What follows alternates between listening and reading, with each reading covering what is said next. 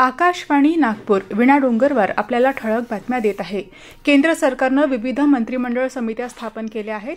आर्थिक घडामोडींच्या कॅबिनेट समितीमध्ये पंतप्रधान नरेंद्र मोदी यांच्या अध्यक्षतेखाली 11 सदस्य असतील। संरक्षण मंत्री राजनाथ सिंग, गृहमंत्री अमित शहा आणि अर्थमंत्री निर्मला सीतारामन, कृषी मंत्री शिवराज सिंग चौहान, पोलाद मंत्री एच.डी. कुमारस्वामी आणि पंचायत राज मंत्री राजीव रंजन सिंह यांचा समितीच्या सदस्यांमध्ये समावेश आहे।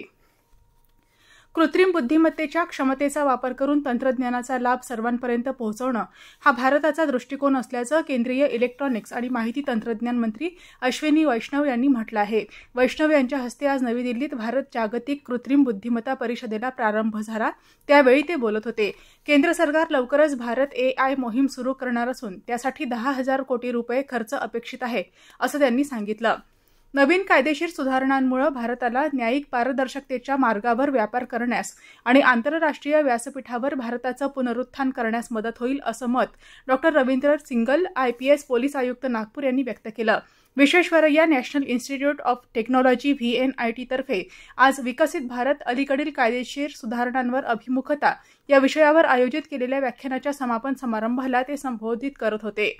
नागपूर जिल्ह्यातील उमेदवारांना रोजगाराच्या संधी उपलब्ध करून देण्यासाठी जिल्हा कौशल्य विकास, रोजगार आणि उद्योजकता मार्गदर्शन केंद्र नागपूर तसंच शासकीय औद्योगिक प्रशिक्षण संस्था बुटीबोरी यांच्या संयुक्त विद्यमानं येत्या 5 जुलै रोजी रोजगार मेळाव्याचं आयोजन शासकीय औद्योगिक प्रशिक्षण संस्था प्लॉट नंबर 9 पुण्यनगरी प्रेसजवळ MIDC परिसर बुटीबोरी इथं करण्यात आला आहे।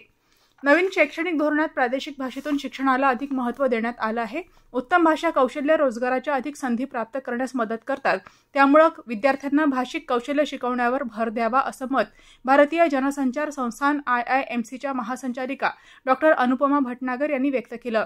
त्यांनी आज संत गाडगेबाबा अमरावती विद्यापीठातील संस्थांच्या पश्चिम क्षेत्रीय परिसराला भेट दिली। या दरम्यान त्यांनी विद्यापीठाचे कुलगुरू डॉ. मिलिंद बारहाते यांच्याशी संवाद साधला।